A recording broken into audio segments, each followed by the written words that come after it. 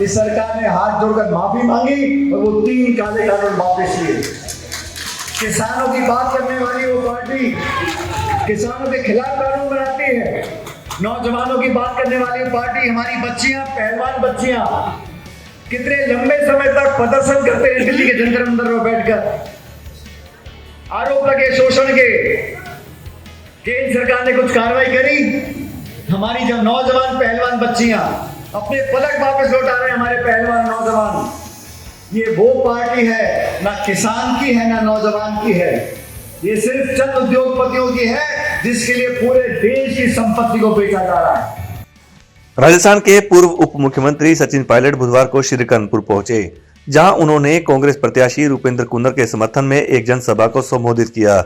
इसके बाद मीडिया से मुखातिब होते हुए पायलट ने कहा कि भाजपा ने सरकार तो बना ली, लेकिन कांग्रेस कार्यकर्ताओं का हौसला बुलंद है।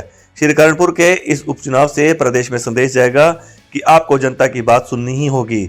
भाजपा जिस फिरोजपुर फीडर की बात कह रही है, इसके लिए रुपए कांग्रेस सरकार के समय में दे दिए गए हैं और आने वाले समय में जल्द इसका कार्य शुरू हो जाएगा।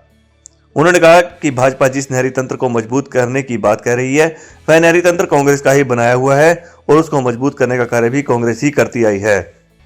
इस बीजेपी की सरकार ने अगर कुछ किया, आप सबको याद होगा, इस देश में किसानों के खिलाफ वो 3 काले कानून बनाए थे।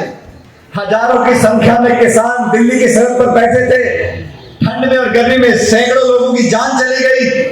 1.5 साल के बाद इस सरकार ने हाथ जोड़कर माफी मांगी और वो 3 काले कानून वापस लिए। किसानों की बात करने वाली वो पार्टी किसानों के खिलाफ कानून बनाती है। नौजवानों की बात करने वाली पार्टी हमारी बच्चियां, पहलवान बच्चियां कितने लंबे समय तक प्रदर्शन करते हैं दिल्ली के जंतर मंतर में बैठकर। आरोप लगे शोषण के, केंद्र सरकार ने कुछ कार्रवाई करी। हमारी जब नौजवान पहलवान बच्चियां अपने पदक वापस लौटा रहे हैं, हमारे पहलवान नौजवान, ये वो पार्टी है ना किसान की है ना नौजवान की है, ये सिर्फ चंद उद्योगपतियों की है जिसके लिए पूरे देश की संपत्ति को बेचा जा रहा है। हमारे हवाई अड्डे, हमारी रेलवे लाइन, हमारे गोदाम, हमारे खान सब औने पौने दाम में बेचकर चंद लोगों को उसका फायदा मिल रहा है। महंगाई के क्या हाल है आप सब जानते हो। गैस का सिलेंडर आज 1100 रुपए 1200 रुपए का है। ये केंद्र की सरकार के चुनाव भी आएंगे 4-5 महीने के बाद, लेकिन इस उपचुनाव में हमें 2 बातें करनी है। पहली बात, जैसा मुझे पूर्व वक्ता बोल रहे थे, अंकुर जी ने बोला, रूपी जी ने बोला, अगर चुनाव समय पर होता तो मैं दावे से कह सकता हूं कि कुन्नर साहब रिकॉर्ड मतों से जीतकर यहां से जाते। आज हमारे बीच में वो नहीं है, लेकिन अपनी निशानी छोड़कर गए हैं।